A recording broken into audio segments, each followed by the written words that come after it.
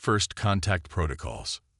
Supreme Observer Exel of the Zenith Collective stood motionless before the quantum display, all 6 of his sensor membranes pulsing with confusion. The energy readings from Sector 47 defied everything the Collective knew about technological progression. No emerging civilization should be capable of producing such signatures, especially not from a region marked as pre-spaceflight barely 200 cycles ago. Verification complete. Supreme Observer, announced Third Analyst Vectra, her crystalline form shifting anxiously. The quantum distortions match no known patterns in our databases. Whatever's generating them, it's completely novel. The massive observation chamber of the Collective's flagship, Eternal Wisdom, hummed with activity as dozens of analysts processed the incoming data. The vessel itself, a masterpiece of organic crystalline engineering that had taken 5 generations to grow, dwarfed most small moons. It represented everything the Zenith Collective stood for. The pinnacle of natural technological evolution. "Show me," Exel commanded, his primary consciousness extending through the ship's neural network. The quantum display shifted, revealing a real-time image that caused several analysts to emit involuntary harmonic disturbances. There, against the backdrop of a binary star system, hung a vessel of impossible design.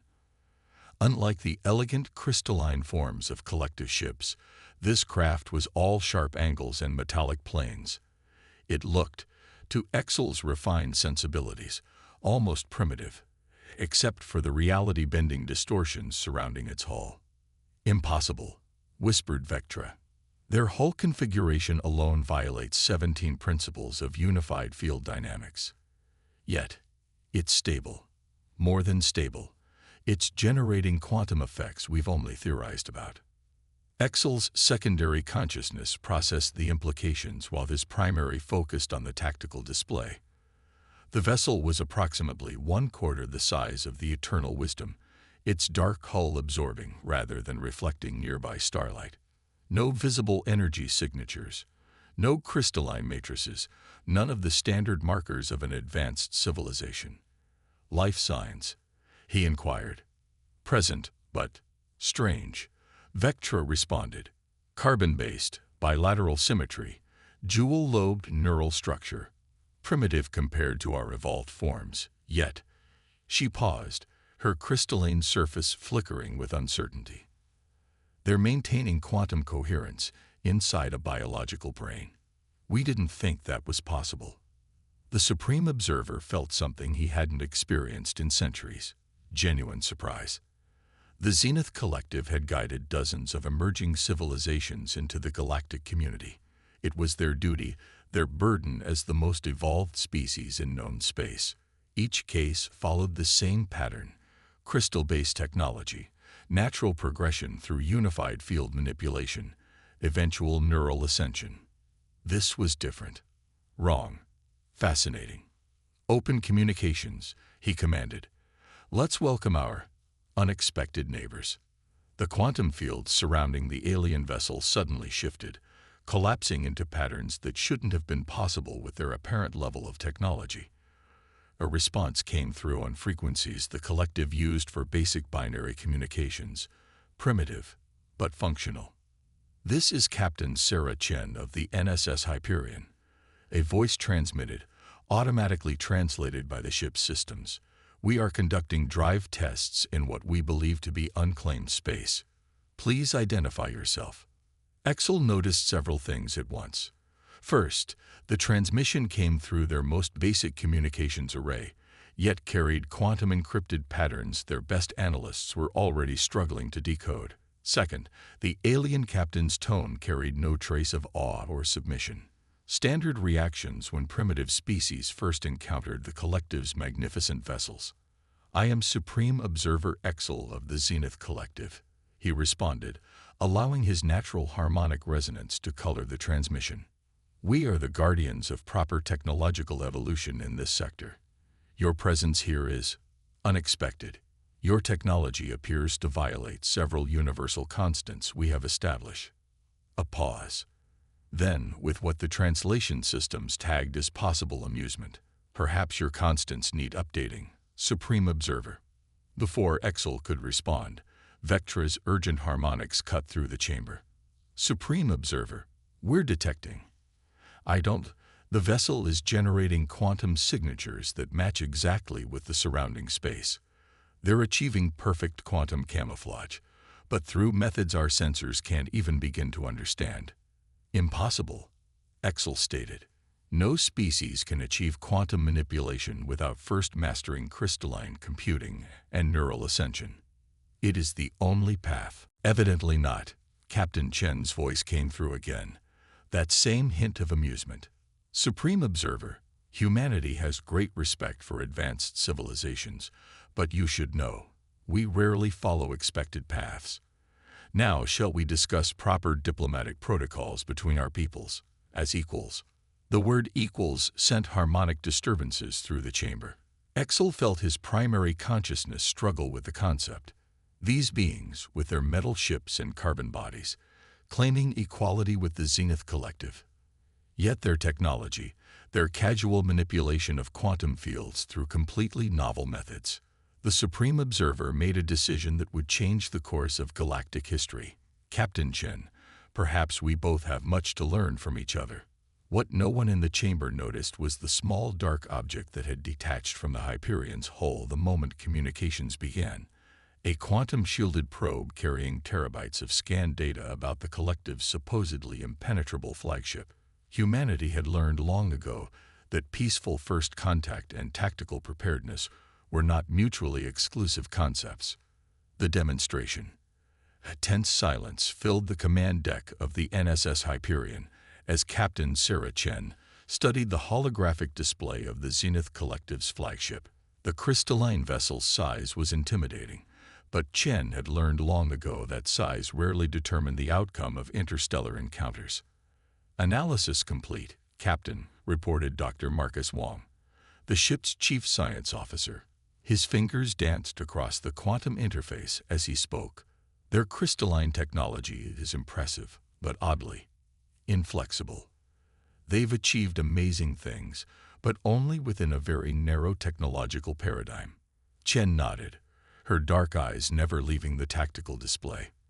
The eternal wisdom hung in space like a giant crystalline snowflake, beautiful but surprisingly vulnerable to anyone who understood the limitations of crystal-based computing. And thanks to their probe, they understood quite a lot. Their entire civilization is built on the assumption that crystalline technology represents the only path to advancement. Lieutenant Commander Aisha Patil added from her tactical station. No redundancy, no alternative systems. It's like they never considered other possibilities. Status of our quantum camouflage? Chen asked. Holding steady, Captain. They're still only seeing what we want them to see. Our true capabilities remain masked. The communications array chimed, and Supreme Observer Exel's harmonic voice filled the bridge. Captain Chen, we would be honored to demonstrate some of our advanced technologies. Perhaps a small display of proper quantum field manipulation. Chen caught the subtle emphasis on proper and suppressed a smile. We would be delighted, Supreme Observer. Please proceed. The Eternal Wisdom's crystal structure began to pulse with rainbow energies, creating complex geometric patterns in space. It was beautiful, Chen had to admit, but also tellingly inefficient. Every demonstration of power was broadcast across all quantum frequencies, bleeding energy like a lighthouse. Observe. Exel's voice carried unmistakable pride. As we manipulate the very fabric of space-time through perfect crystalline harmonics. The display was impressive: localized gravity wells, quantum field distortions, even a small controlled singularity. But to the Hyperion's crew, it was like watching someone light a bonfire to send a message that could have been transmitted with a flashlight. Most impressive, Chen responded diplomatically. Would you be interested in a small demonstration of our own capabilities? Of course, Exel replied, harmonic overtones suggesting amusement. Though please do not feel discouraged if you cannot match our level of control. Chen glanced at Dr. Wong, who nodded. Mr. Wong, if you would. The science officer initiated a sequence that had taken humanity decades to perfect. No visible energy discharge, no dramatic light show. The only indication that anything had happened was a subtle shift in the quantum background noise of space itself. "I'm afraid we don't detect any changes," Exel commented after a moment. "Perhaps your systems are malfunctioning." "Check your long-range sensors," Chen suggested mildly. A pause, then Vectra's startled voice. "Supreme Observer, the quantum wake from our demonstration. It's gone. Completely. As if it never existed." "Impossible," Exel stated. "The energy discharge from our display should persist in quantum space for at least 12 cycles. No known technology can simply erase quantum signatures." "No crystalline-based technology," Chen corrected gently. "We found that targeted quantum field nullification through organic-synthetic hybrid computing offers much more precise control. Less spectacular, perhaps, but far more efficient." The silence that followed was profound. Chen could almost picture the harmonic disturbances rippling through the collective's command chamber as they processed this revelation. Their entire understanding of technological progression had just been challenged. You merge organic and synthetic systems." Vectra's voice held something close to horror. "But the neural patterns would be chaos. The quantum coherence would collapse." "Unless," Dr. Wong interjected, "you approach the problem from a completely different angle. Rather than forcing quantum coherence through crystalline structures, we learn to work with the natural quantum states present in organic neural networks.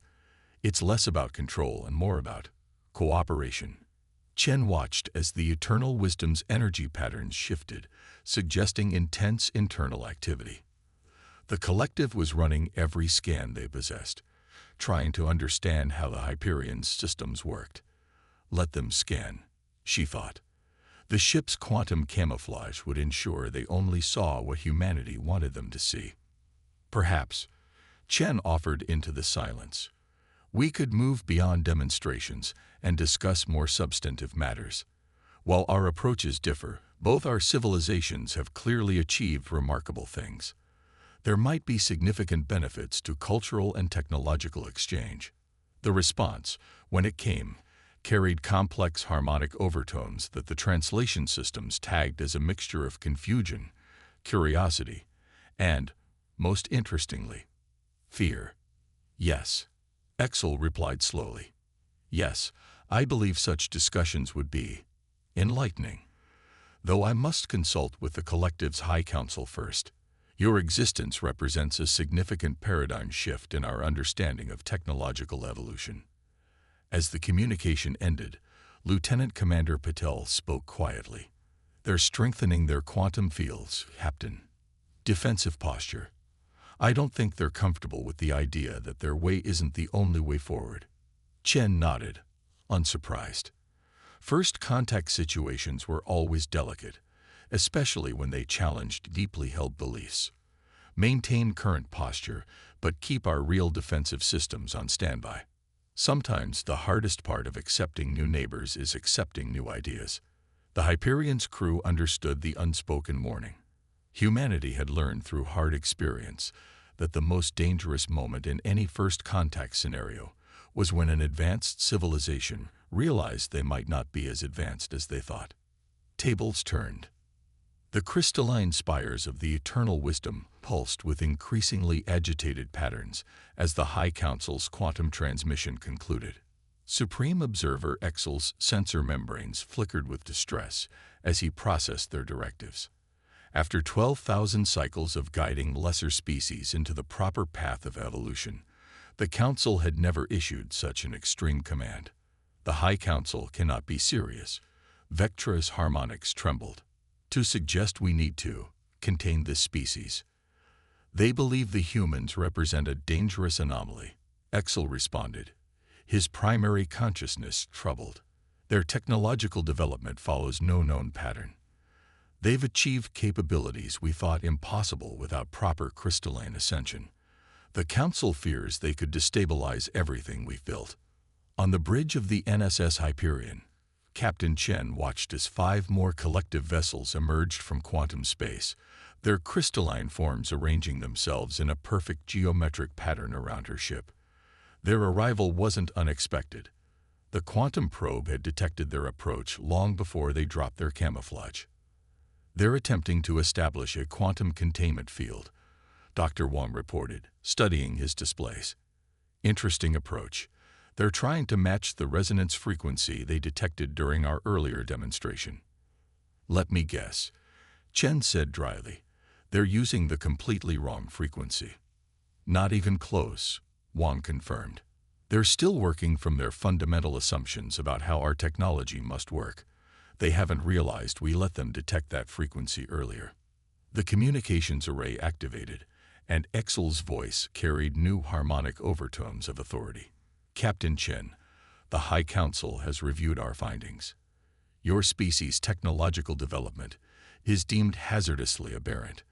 For the stability of galactic society, you will submit to containment and re-education in proper evolutionary paths. Chen exchanged glances with her bridge crew.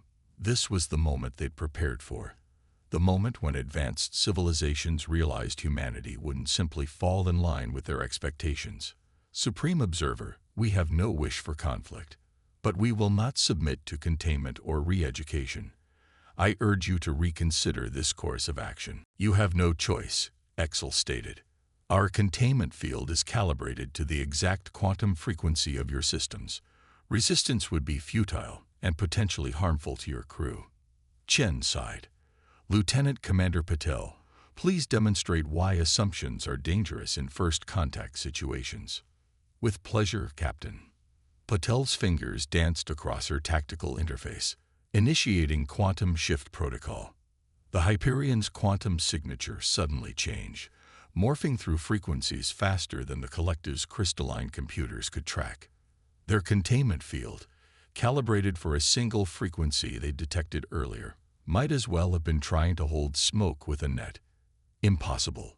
Vectra's voice cut through the command channel. They're shifting quantum states without crystalline stabilization. The energy requirements alone should tear their ship apart. Unless, Dr. Wang commented, unable to keep a note of satisfaction from his voice, you're not actually shifting energy states at all, but rather changing how your quantum signature is perceived. Something any first-year student of quantum mechanics would consider if they weren't locked into a single way of thinking. The Eternal Wisdom's crystal structure flared with emergency patterns as their containment field fluctuated wildly, trying to compensate. The other collective ships moved closer, their own quantum fields intensifying. This is your final warning, Exel declared, though his harmonic patterns betrayed uncertainty. Submit to containment, or we will be forced to take more direct action. Chen leaned forward in her command chair. Supreme Observer, I need you to listen very carefully. The moment your ships arrived, we could have disabled every crystalline computer system in your fleet. We didn't, because we believe in peaceful first contact. But if you force this confrontation, you will learn why humanity's warships don't broadcast their capabilities with pretty light shows. You dare threaten the Zenith Collective? Exel's harmonics shifted to patterns of outrage. We have guided countless species to proper evolution. Our technology is the pinnacle of natural progression. And that's exactly the problem, Chen replied softly. You've convinced yourselves there's only one way forward. You've forgotten that evolution thrives on diversity, on finding new paths, on adapting to overcome challenges. Humanity didn't achieve our capabilities by following someone else's path. We forged our own. Enough. Exel commanded. All ships, full quantum discharge. Overload their primitive systems. Chen nodded to Patel. Show them. The tactical officer activated a system that had been waiting silently since the encounter began. Thousands of quantum-encrypted nanoprobes, deployed during the initial demonstration, suddenly activated. They attached themselves to key points on each collective vessel, their organic-synthetic hybrid processors interfacing directly with the crystalline structures. Throughout the collective fleet, crystal matrices began to darken.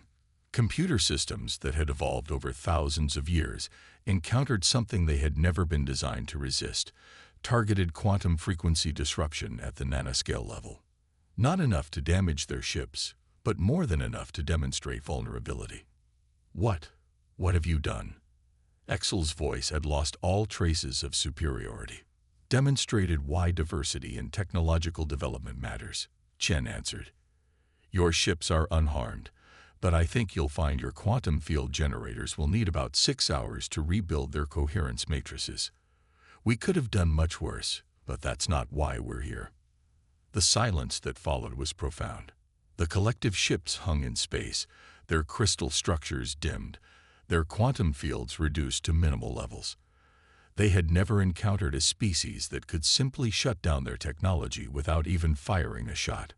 "Perhaps," Chen suggested into that silence, "we could restart our discussions about cultural and technological exchange. This time as genuine equals, each with something to learn from the other."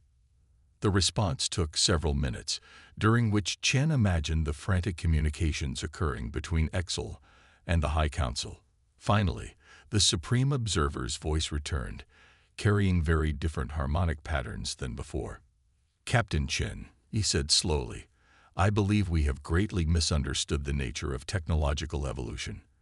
And perhaps that is the first thing we need to learn from humanity." The learning curve. In the quantum-shielded conference room aboard the NSS Hyperion, Captain Chen watched with carefully concealed amusement as Supreme Observer Exel's sensor membranes pulsed with barely contained excitement. The crystalline being had spent the last 3 hours examining the simplified quantum interface terminal they'd provided, his multiple consciousness streams trying to process how something so apparently primitive could achieve such remarkable results. "But where is the crystalline matrix?" Exel asked for perhaps the dozenth time. "How can you maintain quantum coherence through these organic synthetic pathways?" Dr. Wang, sitting beside Chen, smiled patiently. "You're still thinking in terms of forcing quantum states to conform to a rigid structure. We instead learn to work with natural quantum phenomena at the molecular level. Less control, perhaps, but far more adaptability." Across the table, Vectra's crystalline form shimmered with what the human translation systems now recognized as intellectual frustration. "The High Council is in chaos," she admitted. 12,000 cycles of certainty about the proper path of evolution, undermined in a single encounter. Change is often uncomfortable," Chen offered diplomatically, "especially when it challenges fundamental beliefs, but it can also lead to extraordinary breakthroughs." The Hyperion's conference room itself demonstrated this philosophy. Unlike the austere crystalline chambers of collective ships, it merged multiple technological approaches. Quantum field generators hummed quietly alongside traditional electronic systems. Organic computing nodes worked in concert with synthetic processors. Each system complemented the others, creating something greater than the sum of its parts. "Your species," Exel observed, his primary consciousness focused intently on Chen. "You achieved this level of technological integration in barely 2 centuries of space travel." "How?" "We spent millennia perfecting crystalline computing." "Necessity," Chen replied simply. "Earth's history is filled with conflicts and challenges. We learned early that relying on a single approach, no matter how advanced, was dangerous. Redundancy, adaptability, and diversity became cornerstones of our development." "But the chaos of it," Vectra interjected, her crystalline surface rippling. "Multiple competing technologies, different development paths, no central guidance. How do you maintain order?" Dr. Wang leaned forward, his eyes bright with scholarly enthusiasm. "That's exactly the point. The chaos, as you call it, drives innovation. When we encountered problems our primary technology couldn't solve, we developed alternatives. When those alternatives showed promise, we found ways to integrate them. On the quantum display between them, a holographic representation showed the evolution of human technology. Unlike the collective's straight-line progression toward crystalline computing, humanity's path looked more like a tree, with branches sprouting in multiple directions, some dying off, others merging back together in unexpected ways. Consider our quantum camouflage, Wong continued. We initially developed it for stealth purposes, but discovered it could also enhance communication, protect against radiation, and even improve faster than light travel. Each new application led to new questions, new approaches. Exel's sensor membranes pulsed with what might have been embarrassment. When we first detected your ship, we assumed your lack of visible quantum fields meant primitive technology. We never considered you might have simply found a better way to manage them. A natural assumption, Chen acknowledged, given your experience with other species. But perhaps that highlights the limitation of guiding civilizations toward a predetermined path. The conference room fell silent as the implications of that statement sank in.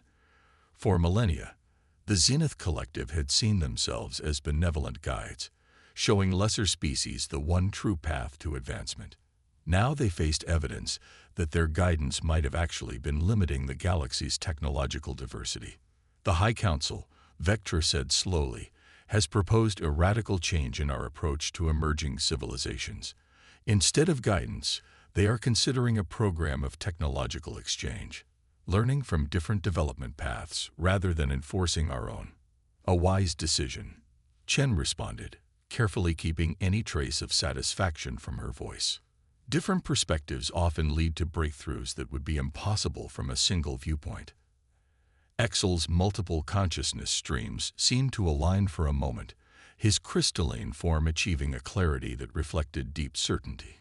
Captain, my civilization has something to ask of humanity. We have spent millennia teaching others. Perhaps it is time for us to learn. Chen smiled, a genuine expression of hope for the future. That Supreme Observer is exactly the kind of discussion we were hoping to have when we started our deep space exploration program. As if to emphasize the point, the quantum interface terminal between them flickered with new data, the first technical exchange between their civilizations. It showed how human organic synthetic hybrid systems might be integrated with collective crystalline technology, creating possibilities neither species had imagined alone. The future of galactic civilization had just changed course, not through force of arms or technological superiority, but through the simple recognition that diversity, in thought, in approach, in development, was perhaps the greatest strength any species could possess. New understanding.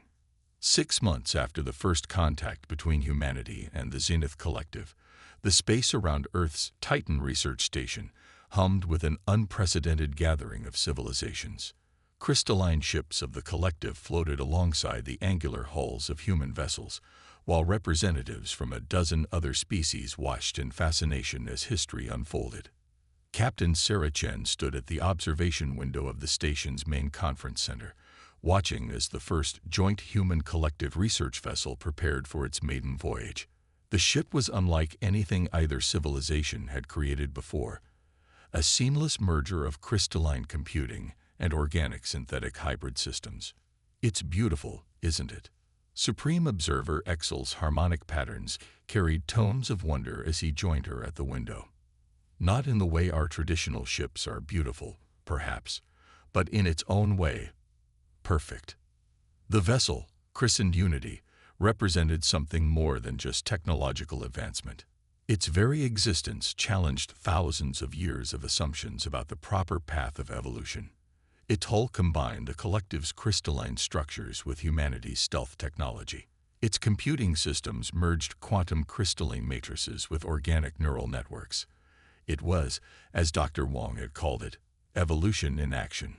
Hard to believe 6 months ago, we were ready to fight each other, Chen remarked, watching as the Unity systems came online, its hybrid technology creating patterns in spacetime that neither civilization had seen before.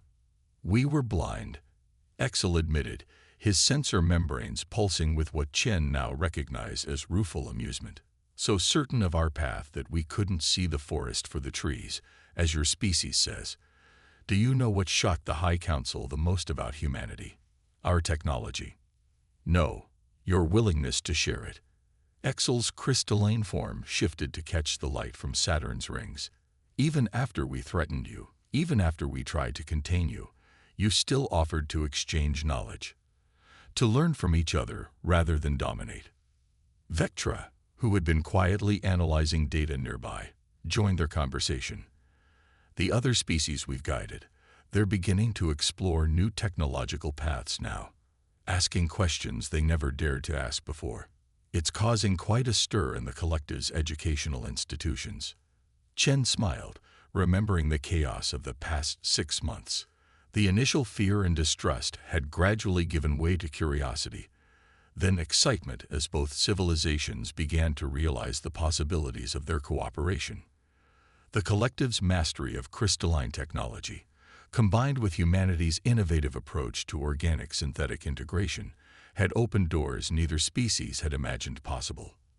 The Unity Project is just the beginning, Dr. Wong announced, approaching with a quantum tablet displaying the latest test results. The hybrid systems are showing capabilities far beyond our theoretical models. It's like the technologies aren't just working together, they're evolving together. Evolution, Exel mused, his multiple consciousness streams aligning in contemplation. We thought we understood it, thought we could control it, guide it along a single path. But true evolution, as your species reminded us, thrives on diversity, on unexpected combinations, on finding new ways forward. Through the window, the Unity systems were now fully online. Its hybrid quantum fields rippled through space in ways that defied traditional sensors, while its crystalline structures pulsed with patterns that spoke of power and possibility. It was neither human nor collective in design, but something entirely new. We're picking up signals, Vectra reported suddenly, her crystalline form brightening with excitement. 3 more civilizations from beyond the collective's traditional sphere of influence. They're requesting permission to send observers to our technological exchange program. Chen exchanged looks with Exel. They both understood the significance. Word was spreading through the galaxy. The rigid hierarchy of technological advancement was breaking down. Species that had hidden their own unique developments, fearing they would be seen as incorrect, were beginning to step forward. Perhaps, Exel suggested, his harmonics carrying hope and possibility. This is what true galactic civilization looks like. Not one path followed by all, but many paths, intersecting, diverging, creating something greater together. As if in response to his words, the Unity initiated its first test of the new hybrid drive system. Space itself seemed to bend in new ways as crystalline technology and human innovation worked in perfect harmony. The gathered ships of various species watched in awe as the vessel demonstrated capabilities that neither of its parent civilizations could have achieved alone. To the future, Chen said quietly, watching as humanity's first steps into a larger galaxy unfolded before her. Not as teachers or students, but as fellow explorers. To the future, Exel agreed, his sensor membranes pulsing with newfound wisdom, and to the reminder that the universe has far more to teach us than we could ever learn alone. The Unity's successful test marked more than just a technological breakthrough. It represented a fundamental shift in how civilizations would interact, learn, and grow together. The age of rigid paths and predetermined evolution was over. A new era of diversity, innovation, and mutual understanding had begun. And somewhere in the vast expanse of space, other civilizations were watching, learning, and beginning to ask themselves if perhaps they too had something unique to offer to the grand tapestry of galactic development.